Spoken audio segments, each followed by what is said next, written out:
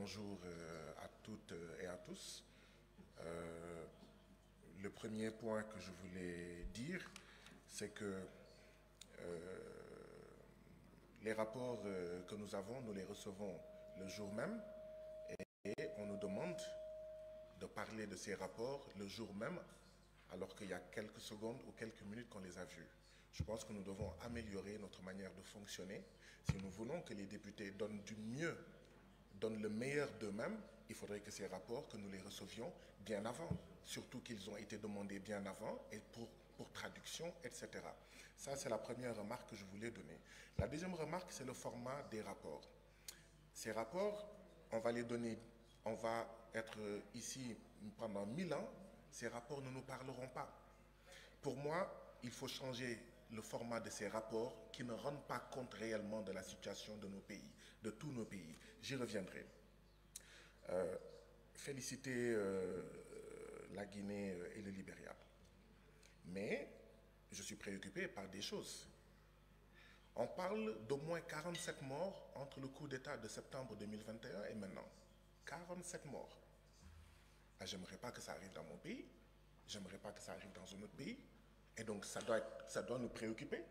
Et le rapport est muet sur cet aspect-là. 47 morts. On ne parle pas de 47 poules mortes. On ne parle pas de 47 chèvres mortes. On parle de 47 vies humaines. Et j'aimerais que nos frères et sœurs de la Guinée nous disent, est-ce qu'on a identifié ceux qui ont tué au moins ces 47 personnes? Est-ce qu'elles ont été sanctionnées, ces personnes qui ont commis ces crimes? Parce que si on ne les sanctionne pas, vous-même qui êtes assis ici, frères et sœurs de Guinée, vous êtes en sursis. Vous êtes en sursis. Ou vos enfants, d'accord, vos frères, vos cousins, vos voisins sont en sursis. Donc j'aimerais que la délégation de Guinée nous dise comment est-ce qu'on peut tuer 47 morts, 47 personnes, 47 Guinéens. Et il y a beaucoup de manifestations qui sont réprimées, dont une manifestation, la manifestation contre la récurrence des coupures d'électricité dans un village. Et on réprime comme ça les gens. D'accord? Un général, le général Sadiba Koulibaly, il est mort en prison. Mais c'est grave, c'est dangereux. Si un général peut mourir en prison en Guinée, ça veut dire que tous les Guinéens peuvent mourir en prison. Si on ne peut pas protéger la vie d'un général en prison en Guinée, ça veut dire que tous les Guinéens sont en sursis. Et ça pose les problèmes des conditions carcérales. On dit qu'il a eu un traumatisme psychosocial, etc., qui a poussé à une crise cardiaque. Mais ce traumatisme-là, les gens ne le voyaient pas. Donc ça veut dire que les prisonniers guinéens n'ont pas en fait de médecins qui puissent voir que celui-là, il est en train de mourir et que ça conduit à une crise cardiaque. C'est quoi les conditions carcérales en Guinée? D'accord? Et c'était le numéro 2 de la junte. Ça fait peur. Qu'est-ce qui se passe en Guinée?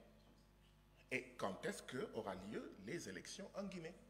Les efforts, nous les notons, mais quand est-ce qu'aura lieu l'élection, d'accord, présidentielle en Guinée? Le cas de la Guinée, je pense qu'il faut aller en Guinée. Je pense qu'il faut aller, que la CEDEAO aille en Guinée. Aille au Libéria, mais aille en Guinée. Parce que si on refuse à un ancien président un détail de passer quelque part, mais ça veut dire qu'il y a énormément d'autres choses qui se passent au Libéria. Juste, il faut passer ici, là, on te refuse ça, parce que tu es un ancien président. Et les Libériens lambda, il n'y a pas de Libériens lambda et il n'y a pas de catégorie de Libériens. Mais vous comprenez ce que je dis? Si un ancien président est empêché de passer quelque part, mais qu'en est-il des citoyens, de tous les autres citoyens? Qu'en est-il, en fait, de leurs droits?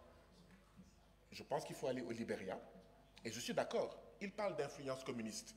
Il parle de la Chine, parce que la Chine a un parti, effectivement, dirigé par un parti communiste. Cuba est dirigé par un parti communiste. La Corée du Nord est dirigée par un parti communiste. J'aimerais bien savoir ce que la délégation du Libéria appelle influence communiste. Je vais vous dire c'est quoi le danger.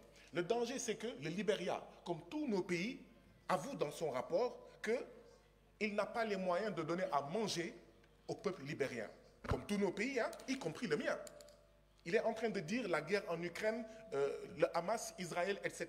va compromettre la disponibilité des aliments. Ça veut dire que le Libéria ne peut pas nourrir son pays. Le Libéria n'a pas la souveraineté alimentaire, comme mon pays, le Sénégal, n'a pas la souveraineté alimentaire. C'est ça le danger. Le danger, ce n'est pas un ancien président auquel on interdit de passer quelque part.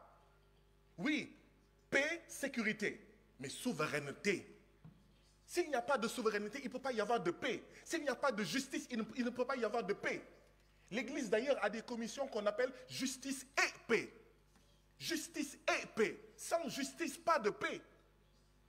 Si on ne respecte pas les droits de nos concitoyens, des peuples de nos 15 pays, il ne peut pas y avoir de paix. Il ne peut pas y avoir de sécurité. Le danger, ce n'est pas l'opposant.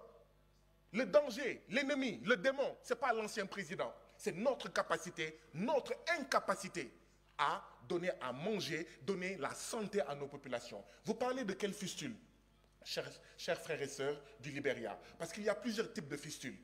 Vous parlez de quelle fistule? Est-ce que ce sont les fistules qui arrivent aux femmes parce que, d'accord, elles ont eu en fait des grossesses, etc. À mon avis, il faut préciser le type de fistule. Parce qu'il y a différents types de fistules qui permettent de savoir quel est le problème de santé qui est en amont et qui cause en fait la fistule. Voilà ce que je voulais dire. Je m'accorde avec l'honorable Willan. 2 ou 3 minutes, c'est très peu. Mais voilà, si on avait les rapports, peut-être même qu'on pourrait faire des éléments écrits qui nous permettraient de gagner du temps sur notre temps de parole. Je m'excuse de m'être présenté ici comme ça. Ma valise a été égarée par Askai et je pense que nos services également doivent veiller à cela. Merci beaucoup, Président.